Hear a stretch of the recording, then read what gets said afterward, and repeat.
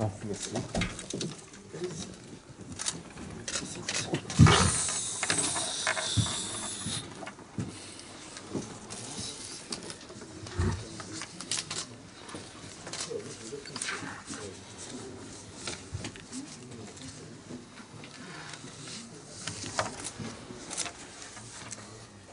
Bien.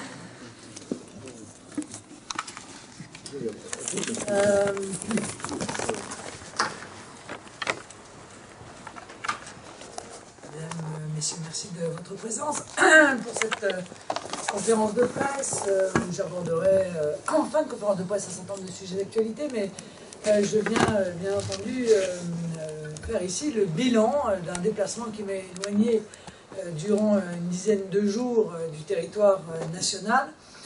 Ce voyage a démarré par l'Ukraine, où en ma qualité de député français au Parlement européen, je me suis rendu du 14 au 18 juin, et notamment et particulièrement dans la République autonome de Crimée, à l'invitation d'ECO2, c'est une association internationale considérée comme un think tank, pour un cycle de conférences intitulé Yalta Forum 2013. Une partie de ce forum économique a eu lieu à Yalta, au célèbre palais Livadia, là où les accords de Yalta entre Churchill, Roosevelt et Staline ont été signés, une sorte de clin d'œil, puisque une des analyses est que nous sommes aujourd'hui à la fin d'un cycle, ainsi qu'à l'Institut, plus tard, du droit bancaire de Crimée, qui est la filiale de la Banque nationale d'Ukraine, créée par le pouvoir en 2005 pour restructurer le secteur financier à Sébastopol. Alors pourquoi ai-je contribué à cette initiative? Comme vous le savez, la vision stratégique à long terme du Front National, qui nous a notamment permis d'annoncer, avant tous les autres mouvements politiques français, dès juin 2008, la crise financière mondiale, nous impose d'une part une veille permanente sur les risques régaliens qui menaceraient l'intégrité de la France, et d'autre part la recherche de moyens et de solutions adaptés aux problèmes. C'est ainsi que cette série de forums organisés sur une plateforme Éco de Science a attiré mon attention. Le Yalta Forum 2013 a fait le diagnostic d'une fin de cycle, 1945-2015. En effet, dans un monde capitaliste, dit d'économie de marché et de libre entreprise, les excès ultralibéraux doivent être impérativement corrigés pour sauver les démocraties du cataclysme économique mondial à venir. Par conséquent, ce Yalta Forum a été une réflexion sur un nouveau modèle économique des nations européennes, capable de créer les conditions d'un développement socio-économique éthique, harmonieux et soucieux des peuples. La discussion a tourné autour du respect des valeurs démocratiques, d'un modèle alternatif au schéma fédéraliste et euro-mondialiste qui apparaît en échec, et d'un surendettement public souverain qui mène à la privatisation de l'argent public par les banques privées, sans compter un système qui échoue et qui avait été construit sur l'absence d'un étalon polymétallique, sujet dont vous savez que j'ai déjà eu l'occasion d'aborder lors de mon déplacement, notamment aux États-Unis.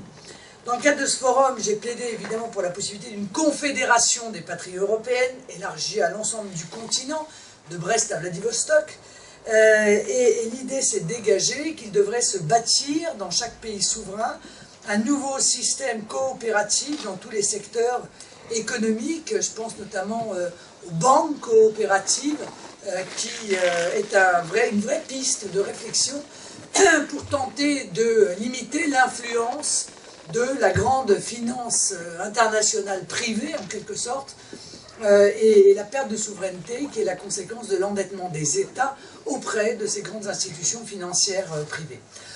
Enfin, j'ai terminé ce séjour en Crimée en rencontrant M. Kosarev, qui est le membre du Présidium, le numéro 2 de la Rada de Crimée, qui est l'Assemblée des députés à la capitale Simferopol, où nous avons évoqué des questions culturelles, régionales, des questions d'infrastructure, de développement du tourisme, du développement de la culture, des investissements, compte tenu de la baisse peut-être programmée du tourisme européen à destination des pays, notamment du Maghreb, compte tenu des bouleversements politiques que vivent ces pays, et donc la Crimée étant très proche, nous avons donc pu évoquer les les perspectives de développement du tourisme pour cette République autonome.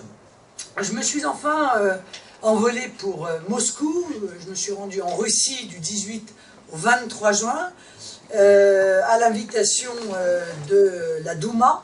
J'ai eu l'occasion d'y rencontrer et de longuement m'entretenir avec Alexei Pouchkov, qui est le président des affaires internationales de la Douma d'État, l'équivalent en quelque sorte du président de la Commission des affaires étrangères de l'Assemblée, Assemblée fédérale russe qui comporte 450 membres d'ailleurs, c'est à noter, car ils sont évidemment, comme vous le savez, beaucoup plus nombreux en nombre d'habitants que nous, et nous avons pourtant beaucoup plus de députés qu'ils n'en ont.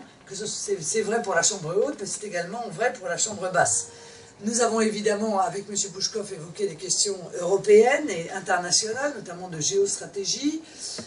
Puis j'ai été reçu officiellement par Sergueï Narychkine, qui est le président de la Douma d'État, où nous avons évoqué également évidemment le sujet des relations entre l'Union européenne et la Russie.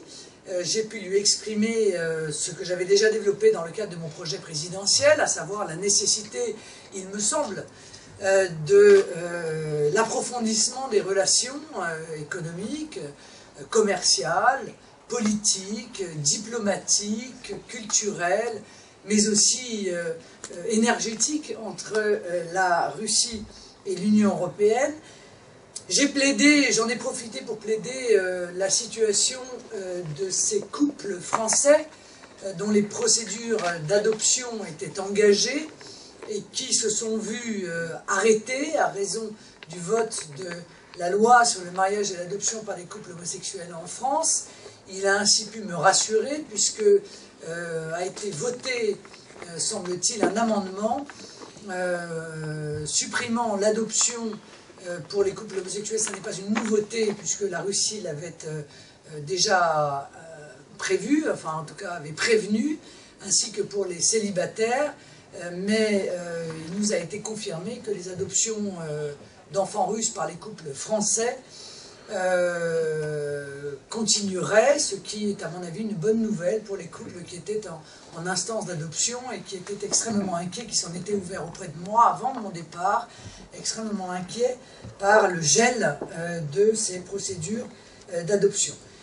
Bien sûr, nous avons parlé encore une fois indépendance de la France dans l'Union européenne, perte d'indépendance de la France dans l'Union européenne, les questions diverses qui, à mon avis, relient d'ailleurs, qui sont des problématiques communes à la Russie et à l'Union européenne. Je pense bien entendu également à l'immigration. Et j'ai évoqué la guerre froide, latente, que, me semble-t-il, l'Union européenne mène contre la Russie. Ça fut un entretien chaleureux et voilà, je crois que c'est le début d'une relation fructueuse entre les différentes instances politiques russes et le Front National que je représentais. J'ai ensuite rencontré Dmitri Rogozin, qui est, comme vous le savez, le vice-premier ministre, avec lequel nous avons essentiellement abordé des sujets stratégiques, notamment en matière de défense, de frontières, de commerce extérieur, d'armement. Nous avons bien entendu évoqué le thème de l'OTAN, dont vous savez que je me pose toujours la question de savoir quelle est encore aujourd'hui son utilité et quel est l'ennemi en quelque sorte commun qui est aujourd'hui la base de cet accord entre différentes nations. Nous avons bien sûr parlé de l'énergie, des risques énergétiques et évoqué assez longuement la question non seulement de l'immigration mais de la montée du fondamentalisme dans le monde, puisque on voit chaque jour la démonstration de la puissance de ces fondamentalistes, non seulement dans un certain nombre de pays, mais également sur nos propres territoires. Bien sûr, nous avons longuement également, que ce soit avec M. Narychkine ou avec M. Pouchkov, évoqué la situation de la Syrie et la position du Front National dans ce dossier. Je me suis rendu ensuite à ce qui correspond à peu près au Vatican de l'orthodoxie russe, à Sergueï Posad, qui est le Saint-Serge de la Trinité, où j'ai rencontré des représentants de l'Église orthodoxe, à qui, bien entendu, j'ai exprimé la joie que j'avais de voir que les relations entre l'Église catholique et l'Église orthodoxe s'amélioraient, que ces relations s'approfondissaient dans un respect évidemment mutuel de ces religions qui sont des religions sœurs, car le moins qu'on puisse dire, c'est que pour n'être pas identiques, elles se ressemblent tout de même beaucoup. Je me suis ensuite et enfin rendu à Saint-Pétersbourg, où j'ai été reçu par le pouvoir du district fédéral de cette mégapole de 5 millions d'habitants.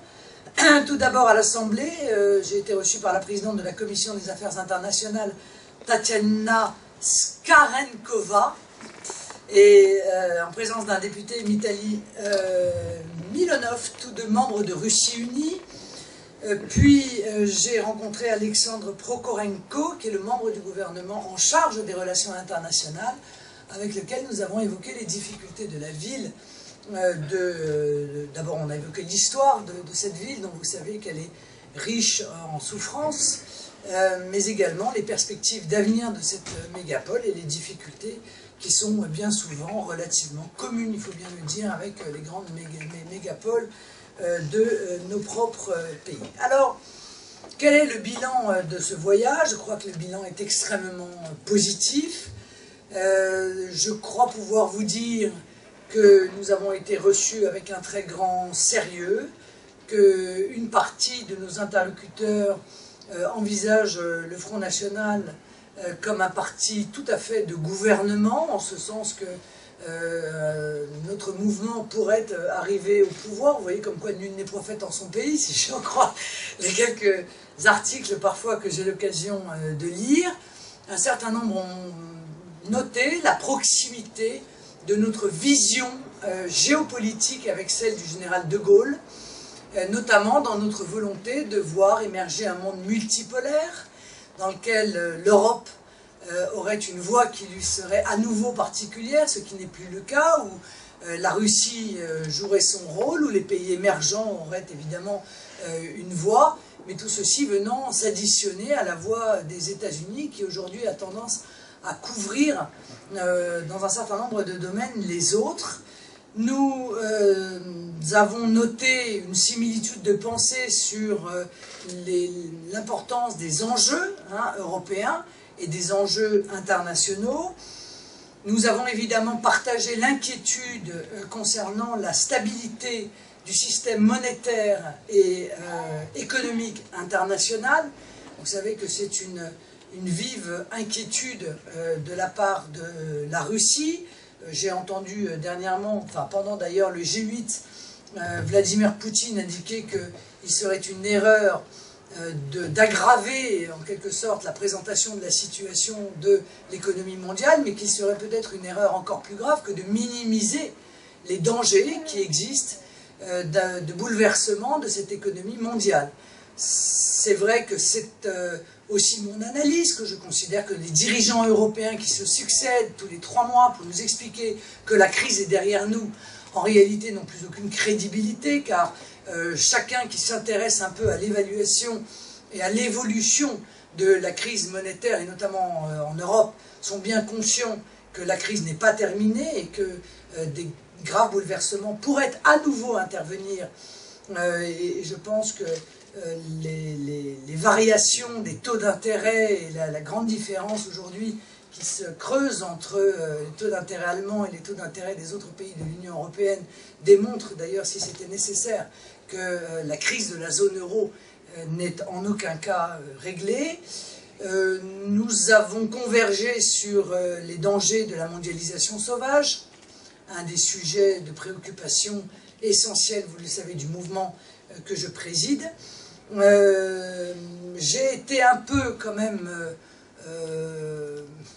j'ai eu la confirmation, si vous voulez, de la guerre froide dont je vous parlais tout à l'heure, puisque, comme vous avez pu l'apprendre, la Russie a passé avec la Chine un contrat pétrolier absolument considérable, puisqu'il porte sur 270 milliards de dollars sur 25 ans.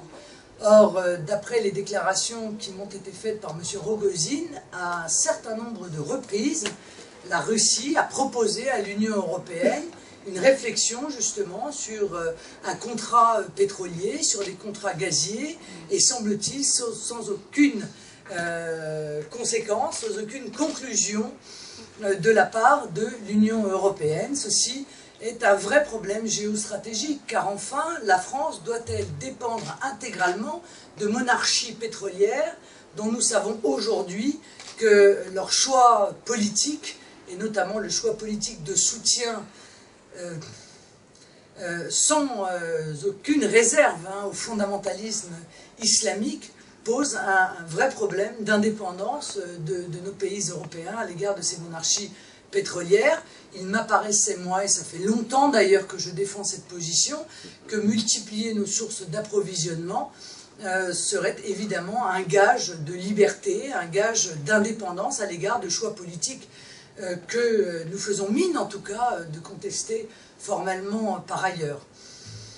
Au passage, et pour l'anecdote, je suis obligé de vous dire que j'ai été évidemment profondément choqué par l'ouverture du bureau des talibans à Doha, avec la bénédiction des dirigeants qataris, que cette ouverture du bureau sous le sigle République islamique d'Afghanistan, qui était exactement le même sigle qu'avant 2001, je considère que de la part du Qatar, il s'agit là d'un véritable bras d'honneur à nos plus de 80 militaires morts pendant cette guerre d'Afghanistan. Et c'est un bras d'honneur d'ailleurs, de manière générale, à la France que d'avoir accepté l'ouverture de ce bureau, dont j'ai vu d'ailleurs que les États-Unis s'en étaient immédiatement offusqués. Je n'ai pas beaucoup entendu, une fois de plus, la voix de la France. Voilà un petit peu concernant ce voyage en Russie. Il sera très probablement suivi d'autres voyages. Il a été acté que nous continuerions à travailler sur l'ensemble de ces sujets, à échanger, notamment, bien sûr, des informations, mais à échanger également sur tous ces choix géostratégiques et sur ces points communs que nous pouvons avoir avec ce grand pays qu'est la Russie. Je vais enfin, avant de répondre à vos questions, tout de même, puisque je n'ai pas eu l'occasion en direct de m'exprimer sur ce sujet, faire avec vous un petit bilan de l'élection de Villeneuve-sur-Lot, qui a été, je le crois, un grand succès, comme je l'ai dit dans mon communiqué du Front National. Je pense pouvoir vous dire qu'aujourd'hui, le Front National est entré dans une nouvelle phase, celle de l'accession au pouvoir, que la dédiabolisation, ce processus qui a pendant longtemps, et de manière profondément injuste, tenu le Front National un peu à part, cette dédiabolisation est terminée dans le peuple. Il ne reste que quelques élites hargneuses pour tenter d'en faire bouger encore le cadavre. Je pense que la première conclusion à tirer de cette élection, c'est la fin, la mort du Front républicain. Ce Front républicain qui avait en 2002, dans le cadre d'un report massif des voix socialistes sur Jacques Chirac, nous avait empêché et nous empêchait, en règle générale, d'augmenter nos voix entre les deux tours, ou alors cette augmentation était résiduelle.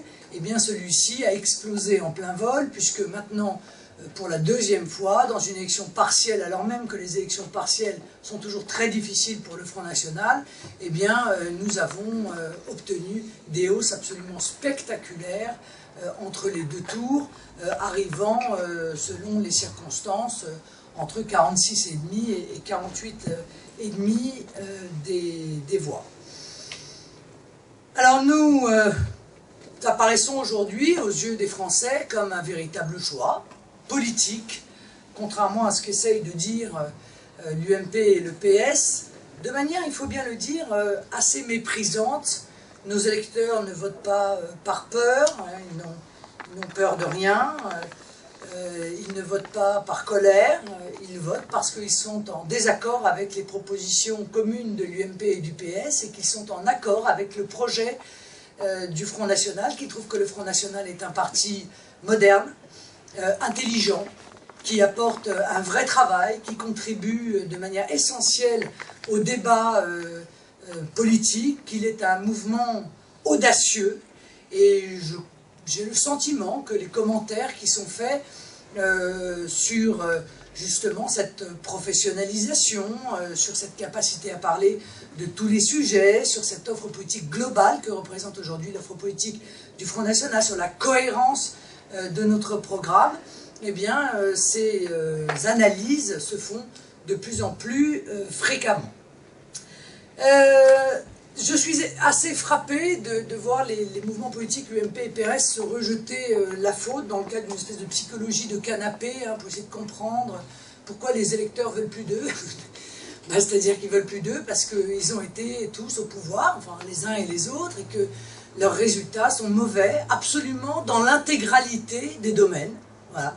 Que ce soit en matière sociale, que ce soit en matière économique, que ce soit en matière internationale, que ce soit en matière de souveraineté, que ce soit l'Union européenne, le fédéralisme, la monnaie unique, tous les résultats qui ont été apportés par la gouvernance UMP et la gouvernance PS sont absolument, tous ces résultats sont absolument déplorables. Alors, quand on n'a plus d'arguments, on cherche à surfer sur la peur du Front National, hein.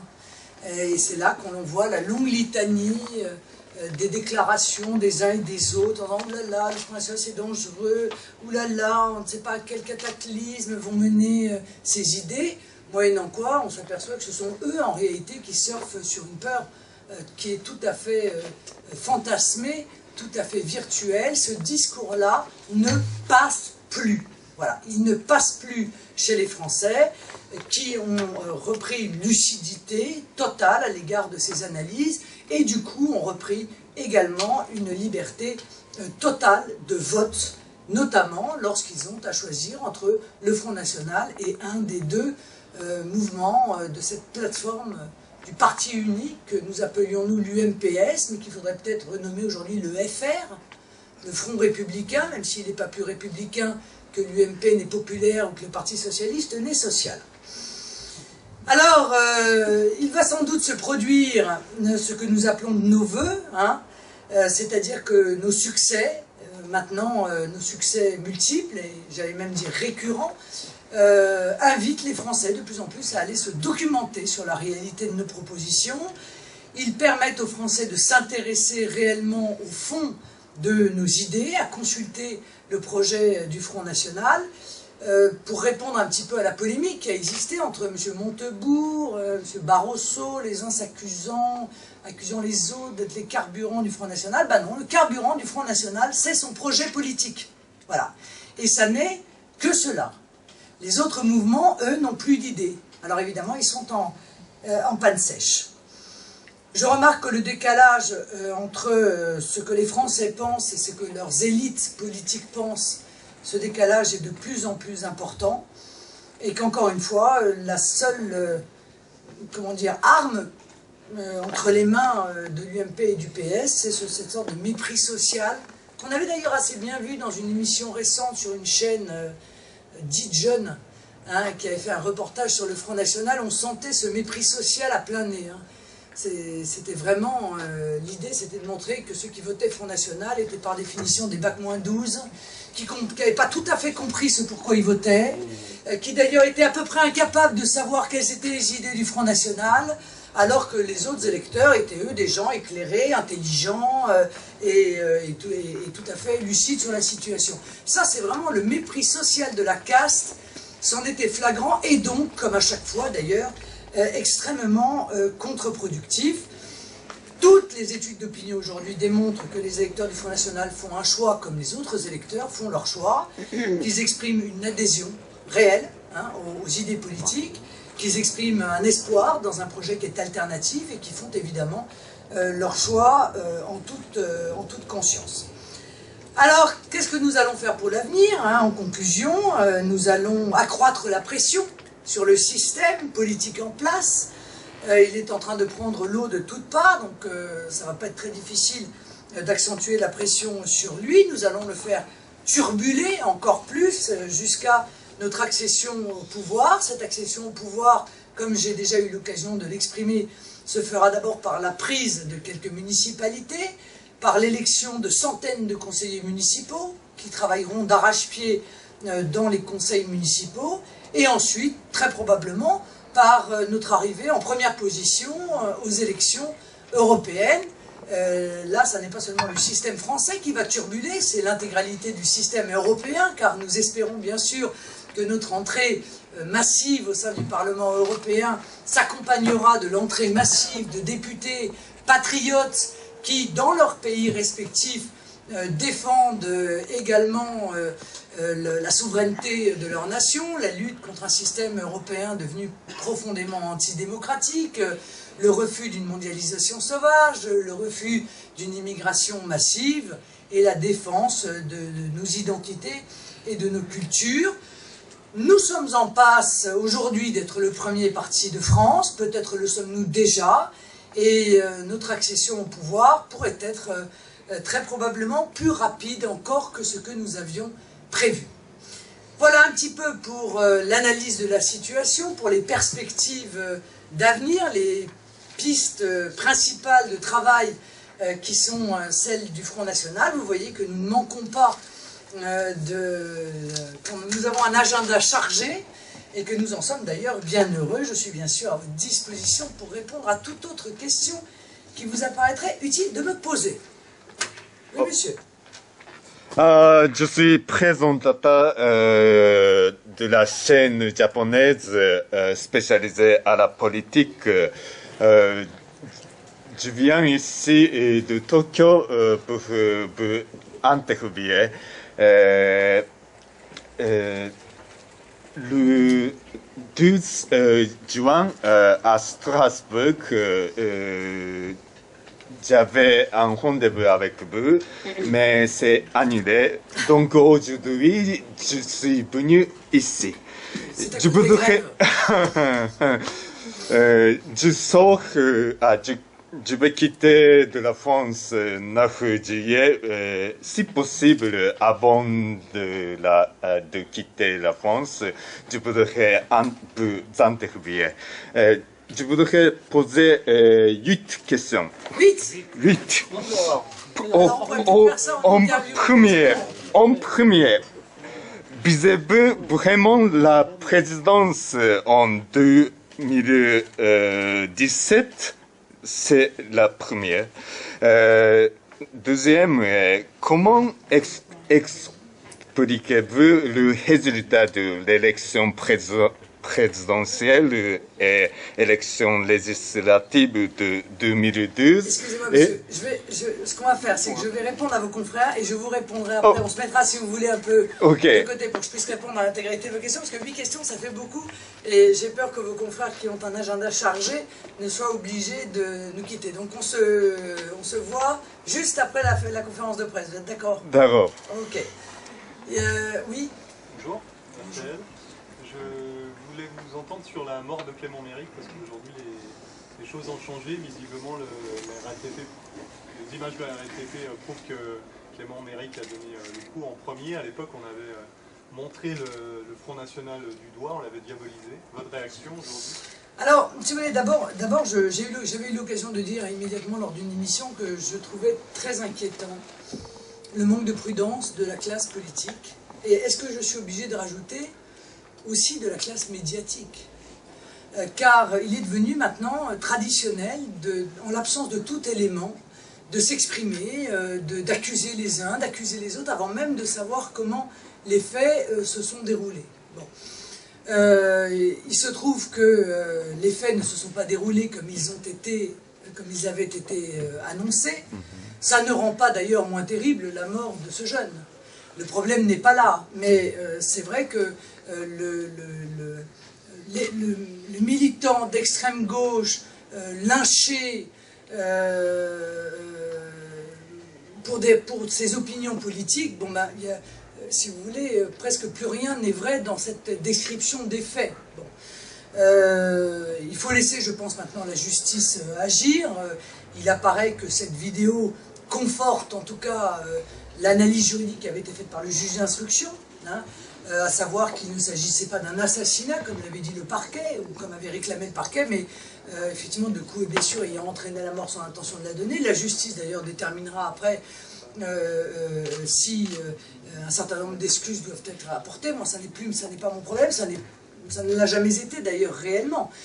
Mais je remarque que la classe politique s'est précipitée pour tenter effectivement de faire porter une part, peu ou prou, de responsabilité, y compris morale, on ne voit pas par quel bout, au Front National. Je trouve évidemment que ce comportement est indigne, et il serait honorable de la part de ceux qui ont effectué cet amalgame de présenter leurs excuses à l'égard du grand mouvement qu'est le Front National et qui s'est vu salir à l'occasion de ce qui apparaît aujourd'hui comme un fait divers, très malheureux, mais un fait divers. Vous pensez à qui ? Oh, je pense à des responsables politiques divers et variés, je pense à M. Mélenchon, je pense à un certain nombre de responsables socialistes, je ne peux pas vous dire que je pense à un journaliste qui avait donné la parole à un témoin qui avait vu quelqu'un avec un t-shirt du Front National, car lui au moins a eu l'honnêteté de faire un rectificatif sur sa propre antenne. Bon, mais encore une fois, bon, je remarque immédiatement on accuse le Front National, puis après on réfléchit et on regarde véritablement ce qui s'est passé. C'est pas, encore une fois, très républicain, puisqu'on parle beaucoup de République, c'est pas très démocratique non plus, et c'est en tout cas totalement contraire à tout esprit de prudence qui devrait pourtant, encore une fois, être une des qualités de la classe politique française. S'ils agissent comme ça dans une situation telle que cet événement, on se pose la question de savoir si on peut leur faire confiance, et moi j'ai la réponse, hein, pour régler des problèmes plus importants, moi je ne sais pas, des problèmes internationaux, ou voilà, cette précipitation avec laquelle on s'exprime m'apparaît ni raisonnable, encore une fois, ni prudente, et donc évidemment dangereuse. Bon.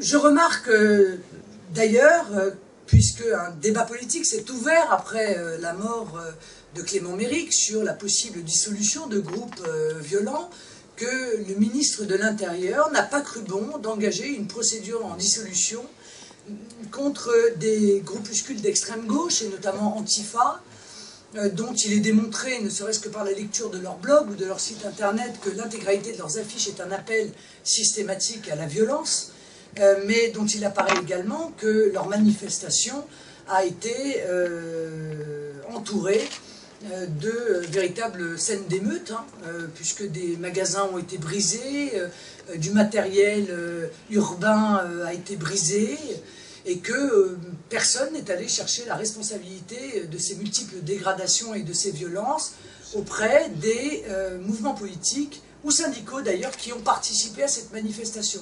Je ne vous cache pas que quand je vois que le syndicat de la magistrature, qui s'est rendu célèbre par son mur des cons, participait à cette manifestation violente, c'est quand même assez inquiétant objectivement sur le caractère d'un certain nombre des magistrats qui sont censés juger les uns ou les autres, voilà.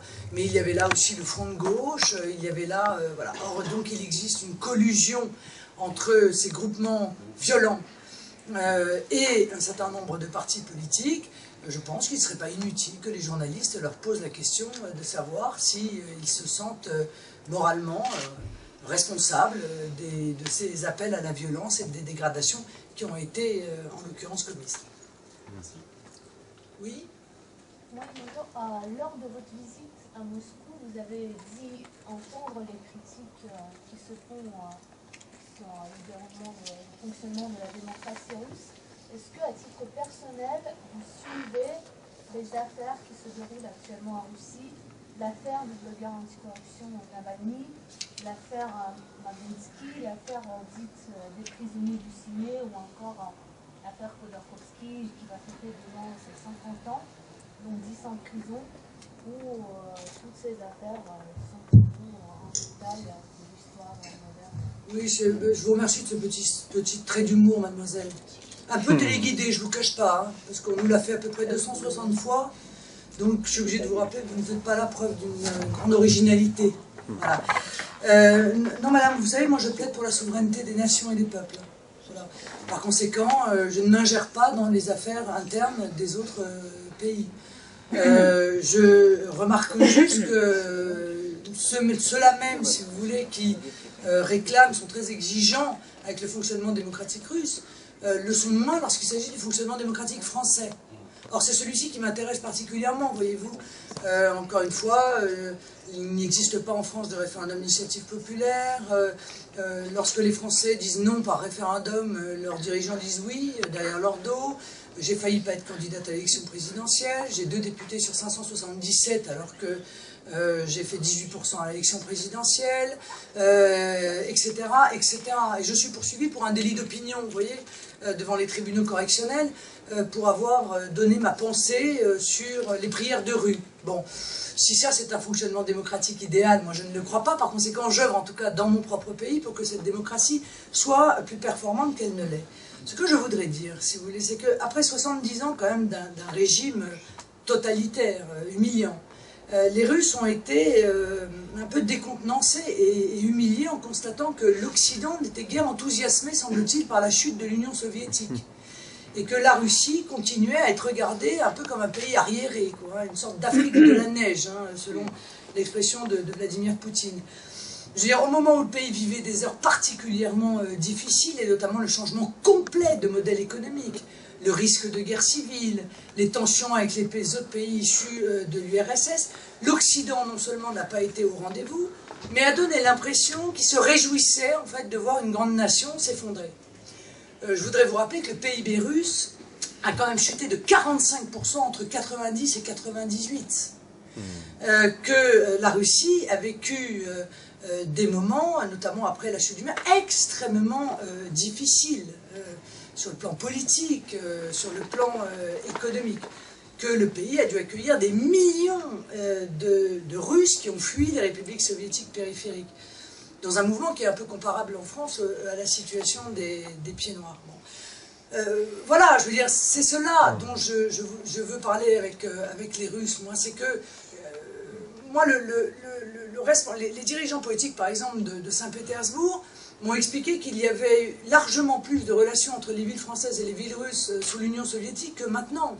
Donc j'ai du mal à comprendre, si vous voulez, j'ai le sentiment qu'il y a une complaisance de la part de la classe politique européenne, il y avait une complaisance à l'égard de l'Union soviétique, et plutôt que d'accuser et que de condamner, je trouve que l'Europe ferait mieux justement d'aider la Russie, de lui apporter un soutien pour tenter d'améliorer la situation économique, d'améliorer le fonctionnement démocratique, si tant est encore une fois que nous soyons en capacité de donner des leçons en la matière. Voilà, c'est ça que je voudrais dire. C'est un grand pays.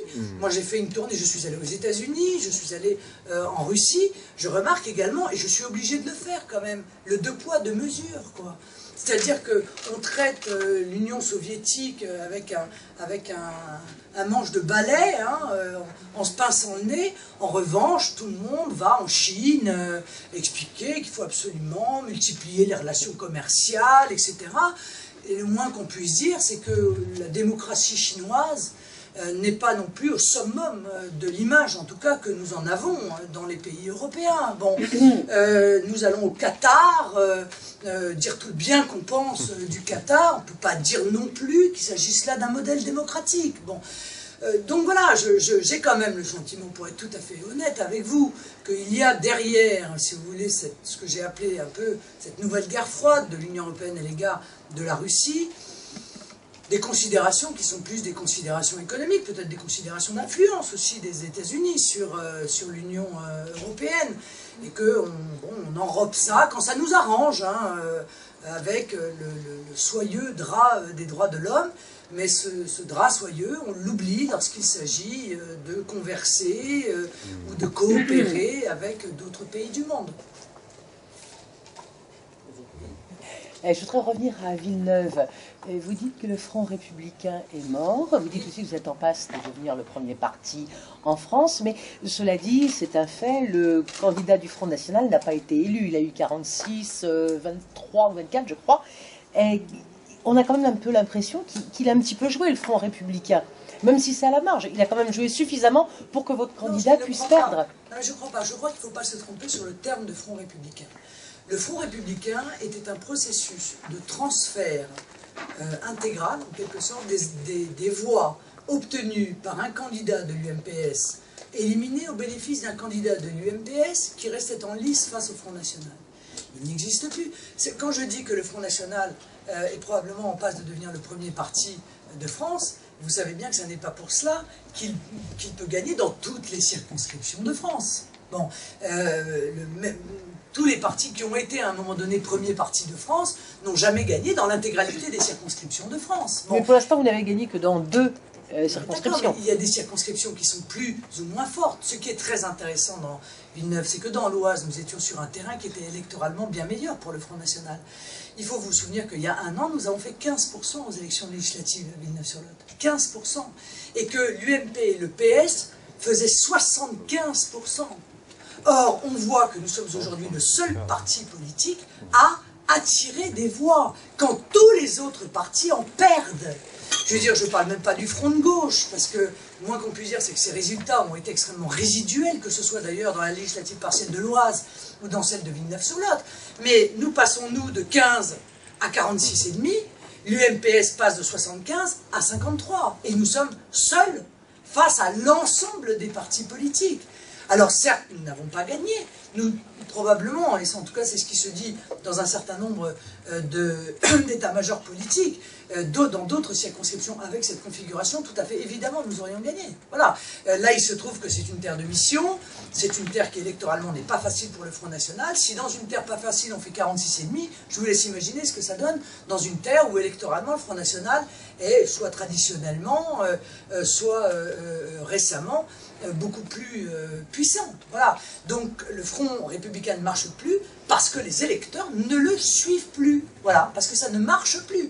Le Front républicain version 2002 qui permettait à Jacques Chirac d'être élu avec 82% des voix, ça c'est terminé, c'est fini. Et je crois d'ailleurs que cette analyse est partagée, encore une fois, y compris par un certain nombre de nos adversaires politiques. Et vous pensez qu'avec l'affaire Cahuzac, le Front National a bénéficié d'un report des voix des socialistes? Non, non, je ne crois pas objectivement que l'affaire Cahuzac ait eu une influence si importante que cela. Je pense que les électeurs ont voté en fonction de la situation économique, de la situation sociale, des problématiques qui sont les problématiques de tous les jours, de l'immigration, de la désertification rurale, de l'effondrement des services publics, de l'aggravation de l'insécurité, plus à mon avis que l'affaire. Mais d'ailleurs, si vous voulez, j'ai même entendu le candidat socialiste dire qu'il avait été éliminé parce qu'il faisait beau. Bon.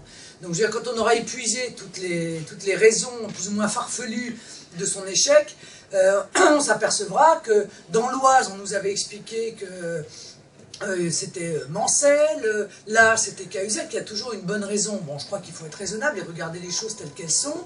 Le Front National, il existe aujourd'hui la fin du bipartisme.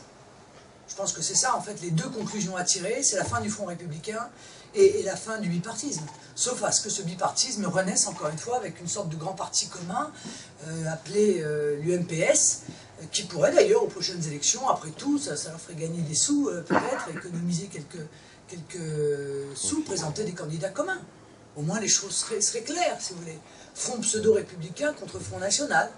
Voilà, ils investiraient, comme nous investissons des candidats Front National au Rassemblement Bleu Marine, ils pourraient investir des candidats Front pseudo-républicain, qui seraient un coup de l'UMP, un coup du PS, mais au moins, les choses seraient claires et la bipolarisation se recréerait, mais pas avec les mêmes acteurs. Qu'est-ce qui vous manque aujourd'hui pour franchir cette barre des 50%? Parce que vous le disiez, effectivement, en termes de mission, c'est pas passé loin, mais c'est pas passé. Et dans l'Oise, où c'était a priori plus favorable, ça n'est pas passé non plus. Quel est aujourd'hui encore votre handicap pour pour arriver à faire cette bascule et donc à remporter des sièges? Permettez-moi de vous dire que je pense qu'on je ne peux pas répondre à cette question. Je ne peux pas répondre à cette question d'abord parce que, encore une fois, de toute façon, dans une élection, il y a toujours un vainqueur et un perdant, si vous voulez. La question aujourd'hui, ce qui est très intéressant, c'est de voir que les scores qui sont obtenus sont les mêmes scores que quand c'est un autre mouvement, en quelque sorte, qui perd l'élection. Voilà, il y en a bien un qui doit faire 51 ou 52, en règle générale, c'est comme ça dans les élections législatives, hein, ou 48 ou 49, bon, il y en a qui se font battre à bien plus plat de couture d'ailleurs, même s'ils sont issus de l'UMP ou du PS. Donc voilà, je veux dire, demain il pourrait y avoir une législative partielle ailleurs, et peut-être que le fait, si vous voulez, que l'attention soit à ce point focalisée sur une partielle, hein, où toute la journée on parle de la partielle, bon, n'est peut-être pas une aide pour nous.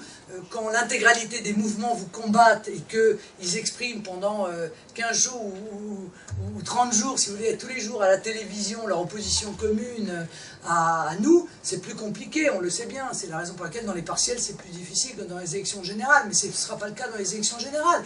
Et je pense que voilà, les états-majors, encore une fois, ont pris, même s'ils ne le disent pas devant la télévision, je pense qu'ils ont quand même pris la mesure de la puissance et de la dynamique que représente aujourd'hui le Front National, et donc de sa capacité, demain, dans des municipales, de pouvoir gagner des villes, ou de pouvoir, même éventuellement, après tout, pourquoi pas, éliminer tel ou tel candidat de l'UMP ou du PS des premiers tours. Autre sujet, on vient de l'apprendre, Yannick Noah a été débouté des poursuites en diffamation qu'il avait intentées contre vous. Vous l'aviez qualifié d'exilé fiscal. J'imagine que c'est une bonne nouvelle pour vous? Oui, bah, c'est plutôt une bonne nouvelle. Enfin, en règle générale, quand je dis quelque chose, j'essaie de savoir de quoi je parle. Enfin, bah, ça démontre que je savais de quoi je parlais. Et donc voilà, bon, quand la justice est rendue, je trouve que c'est plutôt toujours une bonne nouvelle. D'autant que, si vous voulez, monsieur Noah se présente comme un justiciable chanteur, mais en réalité, il fait lui-même de la politique. Bon, ben, quand on fait de la politique, il faut accepter aussi la contestation. Il est arrivé au soutien de tel ou tel candidat à la présidentielle. Bon, ben, voilà, dans ces cas-là, il se présente comme un militant politique et non plus comme un chanteur. Donc il ne peut pas considérer qu'il est injustement attaqué dans le cadre d'un débat politique. Bon. C'est un épiphénomène. Sur votre programme économique, pour convaincre les Français de voter pour vous, j'imagine que vous leur présentez une plateforme. J'ai entendu hier, je crois que c'est M. Philippot qui disait que vous aviez un programme très complet, plus de 100 pages sur votre site internet. Est-ce que, j'imagine vous parlez des retraites, je voudrais savoir quelle est votre position sur ce problème. Est-ce que vous préconisez de reculer l'âge de la retraite ou d'augmenter les cotisations? Excusez-moi, peut-être que vous avez déjà répondu à une question comme ça. Non, mais ça n'a pas d'importance, je suis là pour ça. Si vous voulez, moi je considère surtout qu'il faut sortir du cadre. Voilà, je trouve assez révélateur que l'UMP et le PS d'ailleurs soient d'accord pour se faire fixer le cadre de la réflexion sur ce sujet par le MEDEF. Ce que j'ai appelé le triangle des Bermudes. Vous voyez, il n'y a que 3 solutions, et donc les partis politiques tournent en quelque sorte dans ce triangle entre l'allongement de la durée de cotisation, l'augmentation des cotisations ou la baisse des pensions. Voilà. Donc le MEDEF trace le triangle et on est censé choisir dans quel coin du triangle on va mettre notre paillasse. Bon, ben moi je me refuse à cela. Je me refuse à cela car j'ai une autre pensée que celle-là, et je ne suis pas la seule. J'ai lu, je crois que c'est dans Le Monde, me semble-t-il, hein, un long article de M. Ashkenazi, me semble-t-il également, qui lui aussi conteste ce triangle des Bermudes et dit qu'en réalité, le problème des retraites est un problème qui est bien plus vaste que ces simples 3 possibilités. D'abord, c'est le problème de l'emploi. Car on ne réglera pas le problème des retraites par aucun de ces 3 bouts du triangle si on ne règle pas le problème de l'emploi. Bon.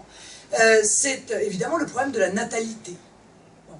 Si on n'a pas d'enfants et si on n'a pas de boulot, il n'y aura pas de retraite. Voilà. Troisièmement, on ne se pose pas la question de l'allongement de la durée de la vie. Je l'ai dit lors d'une émission, on nous dit qu'on a gagné 15 ans de vie depuis 40 ans. Oui et non. Oui, globalement, mais la réalité c'est qu'on n'a gagné que 6 ans d'espérance de vie après 60 ans. C'est pas du tout la même chose, puisqu'en réalité l'espérance de vie gagnée, dans son immense majorité, c'est du fait de la baisse massive de la mortalité infantile. Bon. Or, ce qui est intéressant, c'est de savoir combien d'années on a gagné après 60 ans, et combien d'années en bonne santé on a gagné après 60 ans. Et on s'aperçoit que les chiffres sont extrêmement réduits. Bon. Donc, moi je pense encore une fois que les trois positions qui sont proposées ne sont pas bonnes. Je pense qu'il faut qu'il y ait une vision globale du budget de l'État. Et s'il faut faire un effort supplémentaire dans le cadre du budget de l'État pour accorder des retraites qui soient dignes, eh bien, il faut le faire.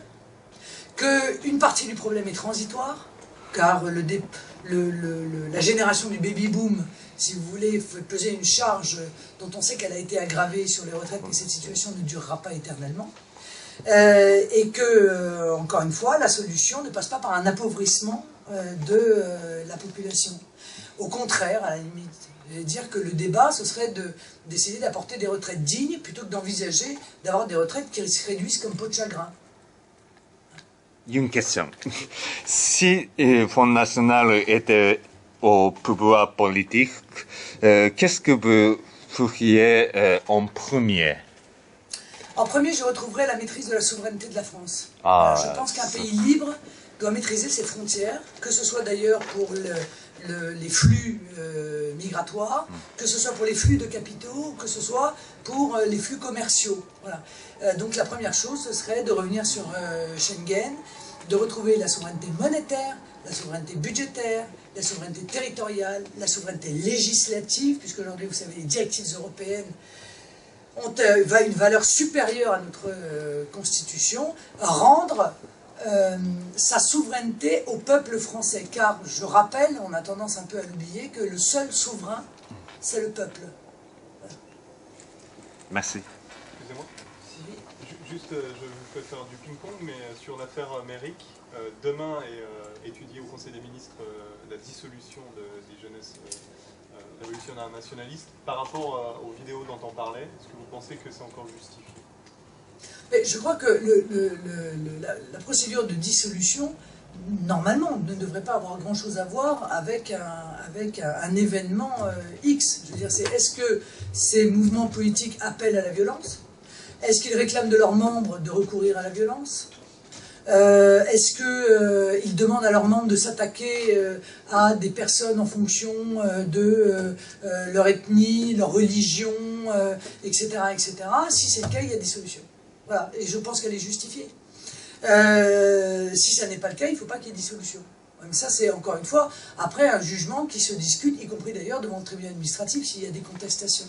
Mais si on prend ces critères-là, c'est vrai qu'encore une fois, on s'étonne que ne soit pas aussi engagée une procédure de dissolution des jeunes Antifa. Donc je suis allé moi sur le site et dont j'ai vu que toutes les affiches appellent à la violence.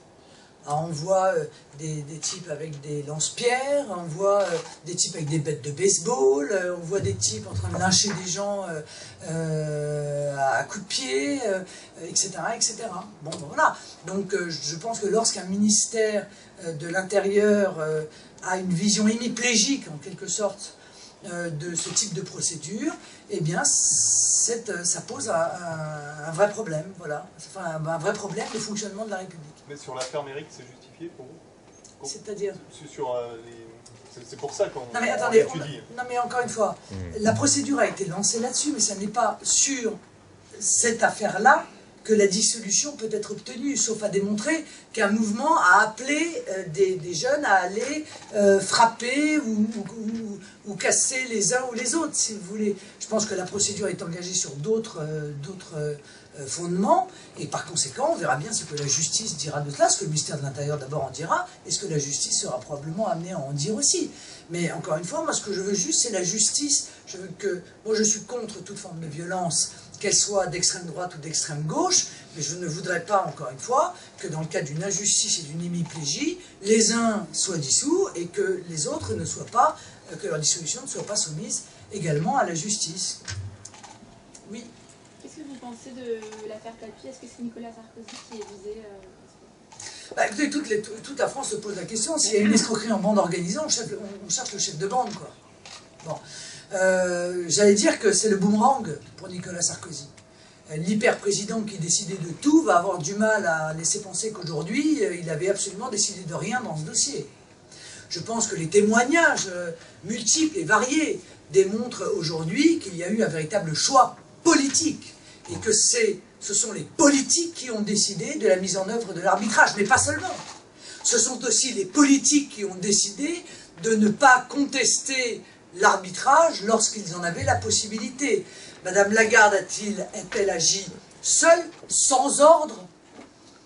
Ça me paraîtrait extrêmement étonnant, la connaissant, et connaissant le lien de subordination, en quelque sorte, qu'elle a elle-même avoué d'ailleurs, hein, dans un courrier, avec Nicolas Sarkozy, de subordination, et même, je vais dire, presque de soumission totale, voilà, qu'elle a exprimée dans ce courrier.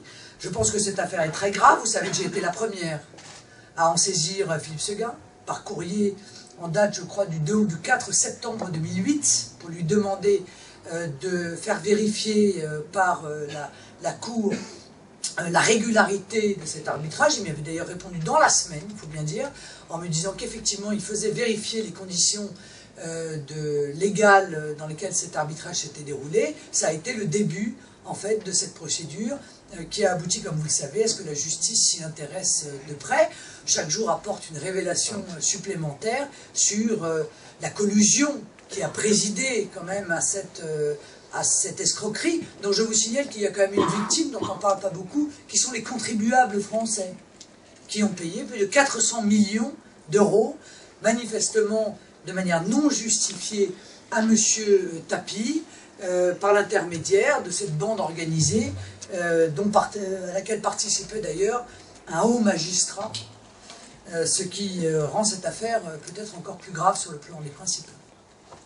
Si on revient sur le sujet de cette conférence de presse, quel est, à votre avis, rôle et place de la Russie en Europe? D'abord, moi je pense que dans le cadre du monde multipolaire que j'appelle de mes voeux, la Russie a évidemment un rôle à jouer. Voilà, je pense que la voix de la Russie doit être entendue. Moi je crois à l'Europe des nations. Vous le savez, je plaide pour la disparition de l'Union soviétique européenne. Et dans le cadre de cette Europe des nations libres et souveraines, je pense que l'Europe peut aller effectivement de Brest à Vladivostok. C'est-à-dire accueillir, dans le cadre de coopération librement consentie entre les nations, la Russie en son sein. Nous avons des intérêts stratégiques communs, tout à fait évidents. Nous avons des relations, encore une fois, comme je l'ai dit tout à l'heure, énergétiques à mener avec la Russie. Nous avons tout de même si vous voulez, une culture qui est quand même extrêmement proche, des valeurs qui sont communes. Donc il n'y a absolument aucune raison aujourd'hui, si vous voulez, pour qu'on ait mis en fait les murs de Berlin sur roulette pour ne faire en sorte que de le déplacer. Voilà. C'est inutile et à mon avis négatif. Dominique Strauss-Kahn fait son grand retour demain au Sénat pour être entendu dans une commission sur la fraude fiscale. Qu'est-ce que vous pensez du grand retour de Strauss-Kahn? Il est expert en la matière? Ex-directeur du FMI. Ah, ils organisent de la fraude fiscale au FMI aussi? Bon, bah écoutez, ça démontre, s'il est nécessaire de le démontrer, que la classe politique française n'a aucune moralité. Voilà, aucune moralité. Car dans n'importe quel autre pays du monde, quelqu'un comme Dominique Strauss-Kahn n'aurait plus droit de citer nulle part, dans aucun forum, dans aucune conférence, dans aucune assemblée, voilà. Mais bon, bah, voilà. Il va peut-être venir avec Cahuzac bras dessous, non petite tête Andrieux aussi, pour nous parler de la fraude fiscale, ou je sais pas, enfin, bon, c'est pitoyable parce que ça donne de la France, je peux vous dire que honnêtement, ça donne de la France à l'étranger une image qui est assez humiliante. Voilà. Or, je pense que les Français en ont soupé d'être humiliés par un certain nombre de leurs dirigeants. Et moi, je n'oublie pas, et je n'oublierai jamais, que cet homme a failli être président de la République. Et que l'intégralité du Parti socialiste, à peu de choses près, s'était rangée derrière lui, en toute connaissance de cause, pour en faire le candidat de la gauche à l'élection présidentielle. Et ça reste une tâche indélébile, même si je remarque que plus personne ne fait référence auprès des socialistes, ni d'ailleurs à Madame Andrieux, ni d'ailleurs à Monsieur Strauss-Kahn. Là encore, j'ai le sentiment, dans la gestion du mouvement politique, qu'il y a parfois un peu de poids, de mesure aussi. Hein. On a beaucoup de mémoire pour certains mouvements, on en a beaucoup moins pour d'autres. Voilà. Est-ce que vous craignez de perdre votre immunité de députée européenne? Pas du tout. Je ne le crains absolument pas. Vous ne pensez pas que ça va arriver? Mais bien sûr que oui, ça va arriver. Bah, évidemment, je suis une dissidente. Mais ils vont pas me conserver mon immunité. Mais c'est pas parce que vous êtes une dissidente qu'ils vont vous l'enlever, c'est parce que vous avez dit l'occupation, les prières de Russes, c'est comme c'est ça, hein, ça rappelle l'occupation allemande. Non, mais c'est pas le problème. Le problème, c'est que je remarque quand même que l'immunité est conservée pour des députés qui tapent dans la caisse, mais que quand il s'agit d'un propos politique pour lequel on est poursuivi, parce que c'est ça le but de l'immunité. Est-ce que vous estimez que c'est un propos politique ou est-ce que vous êtes prête à reconnaître aujourd'hui qu'il y avait peut-être un petit peu d'exagération? C'est tout à fait un propos politique. Et je crois savoir, enfin si j'en crois quelques études d'opinion qui ont été faites, que l'immense majorité des Français étaient d'accord avec moi. Bon. Je remarque juste que l'immunité, ça sert à ça. Ça sert à éviter que des élus puissent être persécutés lorsqu'ils sont dans l'opposition pour les idées politiques qu'ils expriment. Justement, vous parlez de persécution. Pendant l'occupation allemande, il y avait des gens qui étaient persécutés. Est-ce qu'on peut faire le même rapport aujourd'hui? Madame, qui décide de ça si on peut faire le rapport? C'est vous? C'est ça la vraie question. Le problème de la censure, c'est ça. Qui? Le bon sens, parce que c'est vrai que c'est étonnant de comparer. On peut dire ce qu'on veut sur les prières de rue, mais les comparer à l'occupation allemande, qui est absolument terrible, comme vous le savez d'ailleurs. La liberté d'expression, c'est permettre aux autres d'exprimer une pensée que vous ne partagez pas. Par conséquent, vous pouvez penser ce que vous voulez de ces propos. Ça ne règle pas le problème de la liberté d'expression. Voilà. La liberté d'expression, c'est accepter que des gens disent des choses qui peuvent éventuellement même vous choquer, avec lesquelles vous êtes en désaccord. Parce que sinon, c'est pas la liberté, voyez-vous. Ça s'appelle le totalitarisme. Si je n'ai le droit de dire que des choses qui vous plaisent, alors ça s'appelle du totalitarisme. Bon. Donc, je reprends mon propos. L'immunité parlementaire vise à la protection des députés dans l'expression de leur activité politique. Je remarque que le Parlement européen maintient l'immunité d'un certain nombre de députés poursuivis pour des faits de droit commun, pour avoir volé de l'argent, pour avoir tapé dans la caisse, pour avoir tapé leur femme, etc. Mais que moi, pour des propos que j'ai tenus, on lève mon immunité. Mais je m'en moque, madame. Je veux dire qu'il lève mon immunité. Voilà. Il n'y a aucun problème. J'irai m'en expliquer devant le tribunal correctionnel. Et j'espère bien gagner ce procès devant le tribunal correctionnel. Voilà. En tout cas, ceux qui usent, si vous voulez, de ces procédures pour tenter de m'intimider se trompent de chemin. La dernière question. Front National se définit en parti d'outsider ou anti-système depuis longtemps. Aujourd'hui, Front National tente la normalisation en autant de membres du régime parlementaire. Oui. Tout à ça. Oui, mais nous sommes des grands démocrates, vous savez, nous sommes pour le référendum d'initiative populaire et nous sommes pour la proportionnelle intégrale aux élections. Bon. C'est-à-dire pour un mode de scrutin qui permette à tous les Français de pouvoir être représentés. Or aujourd'hui, ça n'est pas le cas. Par conséquent, oui, nous luttons contre un système dont nous nous apercevons qu'il est fondé bien souvent sur une collusion entre les grandes puissances financières et surtout qui va à l'encontre de la parole du peuple, de la souveraineté du peuple. Moi, j'accepte toutes les décisions à partir du moment où elles émanent de la souveraineté du peuple, mais j'essaye de faire respecter la souveraineté du peuple. Et si j'en crois le référendum de 2005, qui a été aussi cyniquement violé par la classe politique française UMP et PS, je m'aperçois qu'encore une fois, nous avons encore de gros efforts à faire en matière de processus et de fonctionnement démocratique. Oui. La gauche et la droite ne sont pas d'accord sur les libertés publiques. Bon. C'est-à-dire, ils sont pas d'accord sur, sur le montant. Sur le montant. Ah oui, non, parce que pour les solutions, ils sont d'accord. Hein, je vous rassure. Il y a à y apporter. Oui, ils ne sont pas d'accord. Vous êtes plutôt d'accord avec qui ou pas du tout d'accord? Non, mais le problème, enfin, je veux dire, je ne vais pas faire une bataille de chiffres avec l'UMP et le PS. Ce qui est une évidence, c'est que l'austérité aggrave la dette. Voilà.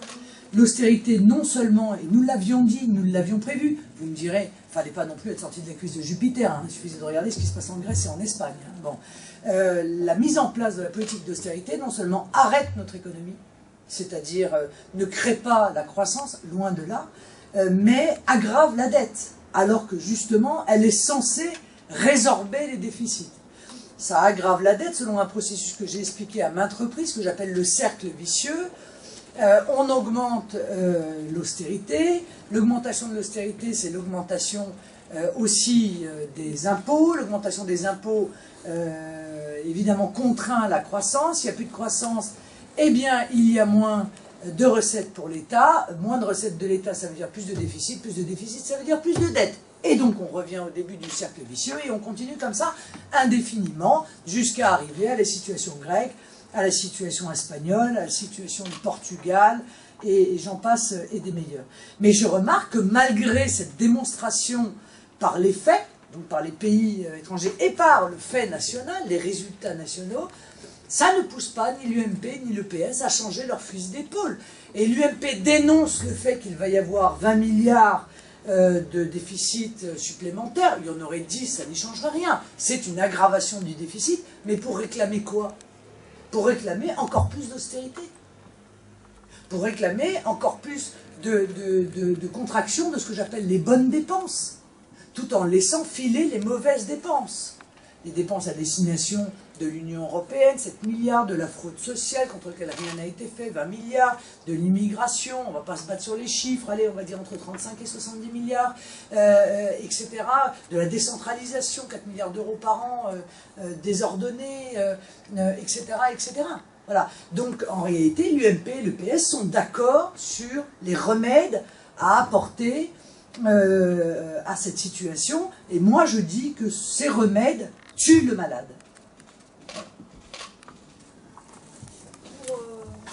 Montebourg, votre carburant, c'était M. Barroso. Et là, c'est Christian Jacob qui dit que le carburant de l'UFN, c'est la gauche au pouvoir. Nananère. Est-ce que ces échanges sont au niveau de la situation? Moi, à un moment donné, je me pose la question, parce que Montebourg accuse Barroso, qui accuse la gauche d'être à l'extrême droite, Jacob qui veut sûrement venir jouer dans cette cour d'école avec ses petits camarades, en rajoute une couche. Bon. Est-ce que c'est au niveau des problèmes? Moi, ce que je remarque dans les propos de M. Montebourg, c'est que ils se trompent. Ils se trompent et ils sont d'une très grande hypocrisie. Car la réalité, c'est qu'il est de bon ton aujourd'hui de tomber sur M. Barroso, mais il faut se poser la question de savoir qui l'a nommé quand même. Or, ils ont soutenu la candidature de M. Barroso, et l'UMP et le PS. Et je trouve que c'est un peu facile, si vous voulez, de nous laisser penser que, en fait, l'Europe, ça irait très bien, il n'y a que Barroso qui pose un problème. Non, le problème, c'est pas un homme. Le problème, c'est la construction européenne. C'est l'Union européenne. Or, si les Français nous entendent de plus en plus, c'est parce que nous expliquons l'Union européenne telle qu'elle est, pas telle qu'ils la rêvent. Voilà. Et l'UMP, et le PS, et M. Barroso, avec lesquels ils se sont très très bien entendus, croyez-moi, parce qu'il a quand même fait 2 mandats. Soutenu à chaque fois par l'UMP et par le PS. Voilà. Ça prouve quoi? Ça prouve que ils considèrent que il faut continuer dans cette ligne-là, quoi. Là, ils n'ont pas de projet alternatif. Alors ils s'accusent à titre individuel, à titre personnel, pour essayer de cacher le fait qu'ils se sont trompés. Tous. Tous, ils se sont trompés en soutenant l'Union européenne, en soutenant le libre-échange intégral, en soutenant une monnaie qui est inadaptée à notre économie, en soutenant le dessaisissement de notre politique budgétaire, en soutenant la toute-puissance de la finance à qui ils ont laissé les clés de notre destin. Ils se sont trompés, ils ont commis une erreur terrible, et aujourd'hui, la conséquence, c'est que ce sont les peuples qui sont en train de payer l'erreur. Alors, comme ils se sont tous trompés, moi je pense qu'ils sont tous discrédités, de M. Barroso à M. Montebourg, en passant par M. Jacob. Est-ce que parmi toutes les actions du gouvernement en place, il y en a une, au moins, peut-être plusieurs, que vous jugez positive? D'abord, j'ai jugé positif l'intervention au Mali. Bon, j'ai trouvé la décision a été bien prise au bon moment, et coup de chapeau à l'armée, il faut bien dire, à notre armée, celle-ci s'est déroulée d'une manière presque impeccable. Bon. Je suis obligé quand même de mettre un bémol, c'est que je trouve que la politique internationale de la France est un canard sans tête, quoi. C'est-à-dire le canard court encore, mais on ne sait pas où il va. Parce qu'il y a une incohérence totale entre soutenir, encore une fois, les fondamentalistes islamiques en Libye et en Syrie et les combattre au Mali. Au passage, en se retrouvant devant nos propres armes, d'ailleurs, que l'on a versées, que l'on a livrées, pardon, à la Libye. Voilà. Donc c'est une politique étrangère qui est incohérente, mais il se trouve que je suis évidemment j'étais évidemment pour l'intervention au Mali. Voilà, pour le reste, il y a parfois des déclarations qui vont dans le bon sens, mais ils ne sont jamais suivis des faits. Par l'exception culturelle. Bien sûr, mais je ne suis pas pour l'exception culturelle, moi je suis pour l'exception pour tout le monde. C'est-à-dire que je voudrais qu'elle se diffuse à tous les domaines de l'économie, l'exception. Parce que l'exception culturelle, c'est la priorité nationale. C'est comme ça qu'on appelle ça. C'est la priorité nationale. Ce que je regrette, c'est qu'on fasse une exception pour la culture. Donc on protège, si vous voulez, notre culture des politiques de libre-échange, mais qu'on ne le fasse pas pour notre agriculture. Qu'on ne le fasse pas pour notre défense. Alors pourquoi donc les acteurs, les chanteurs devraient être protégés, et les paysans non. Les paysans devraient être livrés à la mondialisation sauvage. Les industries de défense devraient être livrées à la mondialisation sauvage. Vous admettrez également que, là encore, quand je parle d'une politique du canard sans tête, en matière économique, j'aimerais comprendre comment M. Montebourg peut en même temps critiquer le libre-échange et l'absence d'une Europe protectrice à ses frontières, et en même temps plaider pour l'accord de libre-échange avec les États-Unis. Il n'y a pas une incohérence complète dans ce domaine. Évidemment qu'il y a une incohérence complète. Il nous dit dans un même temps, ah oui, mais alors le libre-échange total, c'est pas possible, il faut une Europe protectrice, et en même temps, ils vont aggraver cette situation de libre-échange en effectuant un accord de libre-échange avec une des plus grosses puissances économiques mondiales. Avec à terme la disparition de l'agriculture, car nous ne tiendrons évidemment pas le coup, et de notre industrie de défense, entre autres. Ça n'a aucun sens. Ils n'ont aucun sens. Et c'est pour ça que, si vous voulez, ce que je regrette, et ce que je remarque, c'est un peu de la conversation, mais ce que je remarque, c'est qu'en réalité, encore une fois, il n'y a pas de différence de pensée entre l'UMP et le PS, mais il n'y a même pas de différence de pensée au sein de l'UMP. Il n'y a que des différences de stratégie. La question, ça n'est pas pourquoi faut-il être élu dans leur esprit, c'est comment allons-nous faire pour être élus. Alors est-ce qu'il faut dire comme le Front National? Est-ce qu'il ne faut pas dire comme le Front National? Est-ce qu'il faut aller plutôt au centre? Est-ce qu'il faut aller plutôt à droite? Mais vous remarquerez que l'intégralité des débats sont en réalité des débats de stratégie.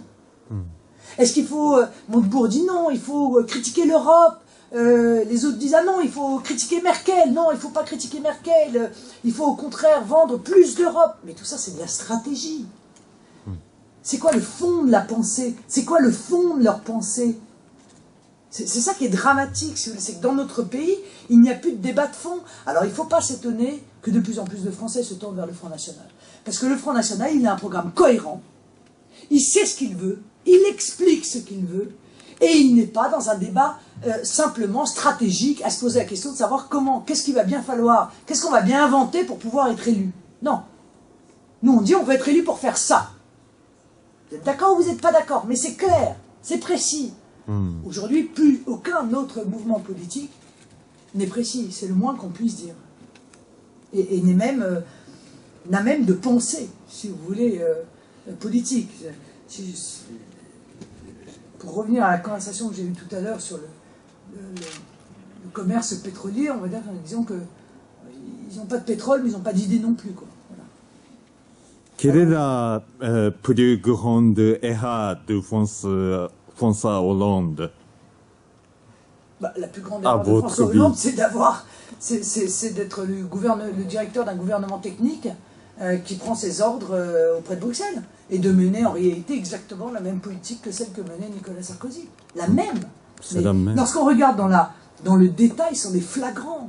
La TVA sociale, Nicolas Sarkozy l'a rêvé, Hollande l'a fait, la dérégulation du droit du travail, Sarkozy l'a rêvé et Hollande la met en œuvre. Le fédéralisme européen, ils sont exactement sur la même ligne. Le sauvetage à tout prix de l'euro, ils sont exactement sur la même ligne. L'ensemble des remèdes ultralibéraux, je veux dire l'austérité, etc. Tout ça, Sarkozy l'avait commencé et Hollande le continue. Et sur l'immigration, c'est encore pire. Valls est arrivé en disant ben moi je ferai comme Sarkozy. Je garderai les mêmes chiffres. Bon. Et effectivement, il a gardé les mêmes chiffres en matière d'immigration. C'est du copier-coller, quoi. C'est du copier-coller au point que quand on regarde M. Valls, on a l'impression d'être revenu, je veux dire, en 2005, en 2006, quand Nicolas Sarkozy était ministre de l'Intérieur. Les mêmes méthodes, les mêmes stratégies, les mêmes images, le même ministre qui arrive immédiatement entre l'ambulance et la caméra de télé pour s'agiter, pour faire des grandes déclarations, en levant le menton et en montrant ses petits biceps, etc. Et puis, tous les 3 jours, on compte un mort supplémentaire. Un en Corse, un à Marseille, un en Corse, un à Marseille. C'est la même chose, c'est la même politique. Voilà. Alors effectivement, compte tenu de cette situation, mieux vaut effectivement qu'il fasse un grand congrès fondateur de fusion pour présenter des candidats uniques. Ah, c'est peut-être encore la seule chance qu'ils ont de continuer à gagner des élections. Est-ce que vous attendez quelque chose de l'audition de Jérôme Cahuzac? La vérité, on peut toujours rêver. Voilà. Excusez de revenir là-dessus. Est-ce que vous pouvez nous dire la nouvelle situation du Front National après l'élection de national, Front National, voilà. Est-ce que vous sentez Écoutez, je vous ai dit, je pense qu'aujourd'hui, plus personne ne peut légitimement contester le fait que le Front National est un parti qui est le seul aujourd'hui qui est en dynamique, qui est le seul aujourd'hui qui rassemble très largement, qui est le seul qui attire des personnalités nouvelles, qui attire des électeurs nouveaux, au moment où toutes les élections démontrent que tant l'UMP que le PS sont dans les élections en chute libre. Voilà, et que leur audience ne cesse de baisser, et l'un et l'autre. Alors nous sommes un parti, encore une fois, intelligent, audacieux, avec un vrai projet auquel les Français adhèrent et sur lequel ils sont de plus en plus nombreux à venir se renseigner, regarder sur le site internet du Front National pour voir la vision globale que nous avons et le projet très précis dans chacun des domaines que nous proposons aux Français. Je pense que nous sommes effectivement en passe, si ce n'est pas déjà le cas, d'être le premier parti de France, que nous allons faire d'excellents scores municipaux, nous aurons des municipalités, nous aurons des centaines de conseillers municipaux, et nous engagerons immédiatement l'élection européenne, qui est essentielle, car il en va bien entendu de la souveraineté de la France, mais aussi de son redressement économique et social, ou de son effondrement si on continue dans la voie qui est défendue par l'UMP et le PS. Est-ce que vous avez des difficultés pour faire vos listes municipales où il y a suffisamment de candidats? Écoutez, non, pour l'instant on n'a pas de difficulté particulière. Nos candidats tête de liste, si vous voulez... Non, je ne parle pas des têtes de liste, je parle pour les listes. Oui, mais les candidats de tête de liste, ils font leur liste, il faut leur laisser un petit peu de temps. Je pense qu'il n'y a pas encore un seul parti, si vous voulez, qui a désigné ne serait-ce qu'une tête de liste. Nous en avons désigné. Écoutez, nous avions encore une commission d'investiture ce matin. Donc nous en sommes à 560 têtes de liste investies. Et ceux-là vont... voilà, au fur et à mesure des semaines, constituer leur liste, comme tous les candidats sont amenés à le faire pendant les municipales, quoi. Est-ce qu'on pourra avoir les noms et les fonctions des personnes que vous avez rencontrées en Russie? Parce que vous aviez dit des noms, mais comme je ne connais pas... Bien sûr. Bien sûr. Vous nous laisserez votre mail, on vous les oui, adressera. Il y aura un compte rendu. Il n'y a aucun problème. Sur Internet. Ah, je le trouve sur votre site, Vous le peut-être? trouverez bientôt. D'ici demain.